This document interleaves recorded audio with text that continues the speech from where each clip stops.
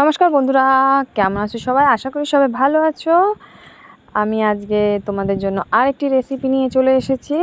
দেখো, একটু শুকনো শুকনো করে লুচি বা রুটির সঙ্গে খাওয়ার মতো সবজি বানিয়েছি। দেখো, প্রথমে আমি এখানে জিরা ফোড়ন দিয়ে দিয়েছি, তার মধ্যে পেঁয়াজ, লঙ্কা, টমেটো এবং রসুন দিয়ে চপ করে নিয়েছি। সেটা আমি দিয়ে মশলাটাকে ভালো করে ভেজে নেব।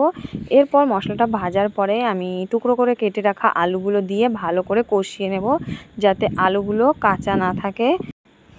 এই রান্নাটা আমি এই হরিয়ানাতে এসেই শিখেছি। তারপর আলুগুলো ভালো করে ভাজা হয়ে গেলে দেখো, এর মধ্যে আমি শিমলা মির্চ বা ক্যাপসিকাম ভালো করে কেটে ধুয়ে রেখেছিলাম, সেটা দিয়ে দেবো। দিয়ে ভালো করে নাড়িয়ে চাড়িয়ে নেব। আলুগুলো ভালো মতো গলে গেছে বা নরম হয়ে গেছে, এরপরেই আমি শিমলা মির্চ বা ক্যাপসিকামটা দিয়ে নামিয়ে নিয়েছি।